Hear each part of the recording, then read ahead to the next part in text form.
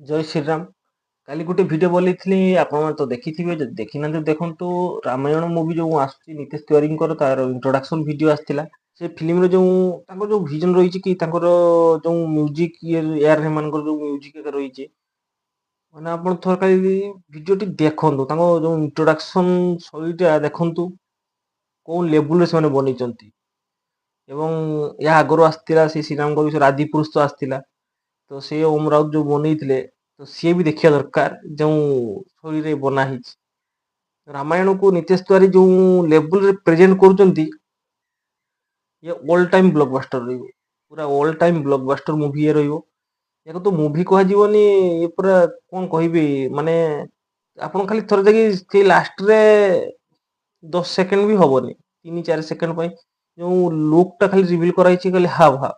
माने रणवीर सिंह रो हाफ रहिछि, रणबीर कपूरଙ୍କର जो हाफ रहिछि श्रीरामଙ୍କର अवतार, आउ भाई रावण माने यासଙ୍କର जो लुक टा रही, ये दुई जण तो पूरा मते लागुची पूरा मूवी रे माने माने माने निजको पूरा देई दैछन से मूवी ऊपर। एबिति माने माने डेडिकेशन सब मूवी टी बनिचंती। आउ मु तो भाବୁची जदि नितेश तिवारी माने एई लेवल रे बनउचंती श्रीराम माने जो रामायण आसुची, तो आपण थोड़े चिंता करंतु एसएस राजमौलीଙ୍କର ड्रीम प्रोजेक्ट जोंटा रहिछि महाभारत। तो महाभारत ताने से कोन लेवल रे से बनेइबे। जदि रामायण को नितेश तिवारी एई लेवल रे प्रेजेंट करचंती, तो महाभारत जत्ते बेले आसीबो ताकू कोन लेवल रे एसएस राजमौली बनेइबे आपण चिंता करंतु। आ रामायण मूवी जदि मु जा भाबुची मिनिमम 3000 करोड़ पार करि जिवो। 3000 करोड़ पार हबो। एते टंका एते लेवल रे माने बना होउची, माने ए मूवी को तो छोट पिला सह वयस्क समस्त देखिबा उचित। जो छोट पिला माने एबेका जुगरे श्रीरामଙ୍କ विषय जानि नांती, तांकू देखैबा भी उचित। तो तेणु ए मूवी टी ब्लॉकबस्टर ब्लॉकबस्टर ब्लॉकबस्टर ही रहिबो। आ एथिर जो स्टार कास्ट भी रहिचंती, माने आपण देखंतु, राम रहिचंती आपण रणवीर कपूर, रावण रहिचंती यश रहिचंती, एवं लक्ष्मण किरदार करले रवि दुबे, एवं सनी देओल जानिथिबे से हनुमान को किरदार करचंती।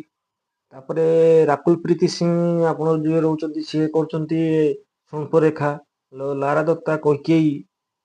ଏଇ ଭଳିଆ ସବୁ ମାନେ ଭଲ ଭଲ ଷ୍ଟାରକାଷ୍ଟ ଏଥିରେ ଅଛନ୍ତି। ବିବେକ ଓବରାୟ ଅଛନ୍ତି ଏବଂ ଅରୁଣ ଗୋବିଲ କୁ ଜାଣିଥିବେ, ଯେ ପୁରୁଣା ରାମାୟଣ ହେଇଥିଲା, ଯେ ଯୋଉ ଲେବୁଲ ରେ ଆସିଥିଲା ସେତେବେଳେ ଯୋଉ ଟିଭିରେ ଆସିଥିଲା, ତ ତାକୁ ସମସ୍ତେ ଆମେ ଦେଖିଛୁ। ଆଉ ସେଇ ରାମାୟଣ ଦେଖି ଆମେ ଜାଣିଛୁ ରାମ କିଏ, ରାମ କେମିତି ଥିଲେ, ତାଙ୍କ ବିଷୟରେ ଜାଣିଛୁ। ତ ତାଙ୍କୁ ଅନେକ ଲୋକ ଭଗବାନ ଭଳିଆ ବି ପୂଜା କରନ୍ତି। ତ ଅରୁଣ ଗୋବିଲ ଏଥିରେ ଦଶରଥ ରୋଲ କରୁଛନ୍ତି। ତ ସେ ରାମାୟଣ ତ ଦେଖିଥିବେ ନିଶ୍ଚୟ, କେତେ ସୁନ୍ଦର ସେ ସମୟରେ କେତେ ସୁନ୍ଦର ରାମକୁ ପ୍ରେଜେଣ୍ଟ କରାଯାଇଥିଲା।